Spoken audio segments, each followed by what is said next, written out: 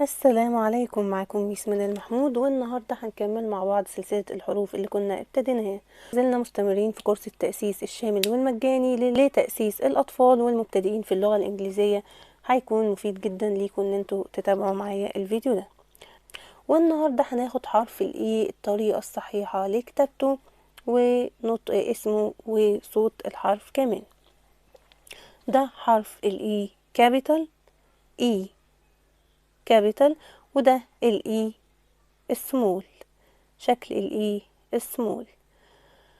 اسمه حرف الاي، ده اسمه اللي بين الشرطتين المايلين، ده اسم الحرف اي.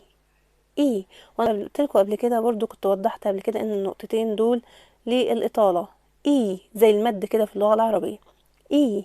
تمام. اما بالنسبة لصوته فده محتاج فيديو تاني لوحده، لان حرف الاي من الحروف المتحركة وليه كمان اكتر من صوت في كذا موضع في الكلمة. تمام. في لونج ممكن يبقى في كلمات شورت يعني يتنطق بشكل قصير، وفي كلمات تانية ممكن يبقى لونج يتنطق بصوت طويل. ولكن الصوت اللي هناخده النهاردة هو الصوت الشائع والمتعارف عليه الحرف الاي، وهو ال إيه ساوند. إيه إيه إيه إيه، ده إيه ساوند. إيه ساوند. تمام. إيه إيه إج. إيه إيه إج. إيه إيه elephant. إيه إيه elephant.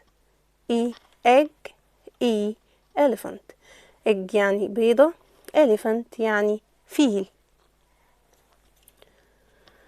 طيب يلا بينا نكتب مع بعض حرف ال E الكابيتال.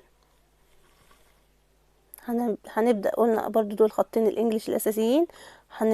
خط مستقيم يمتد بالثلاث سطور كده، وهنعمل خط كده وخط كده وخط كده. اظن مفيش اسهل من كده.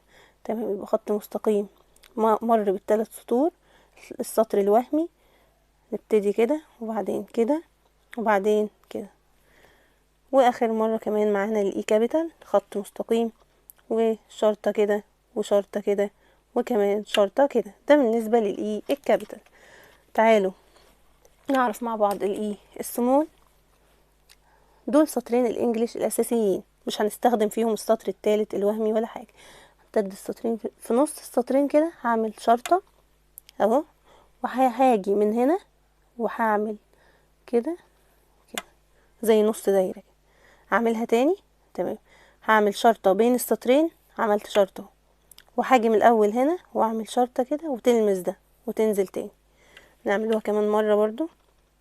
هعمل شرطة بين السطرين وهاجي من هنا وامتد تلمس السطر ده وتنزل تاني تلمس السطر اللي تحت، ما تطلعوهاش بين السطرين الصغيرين. تمام.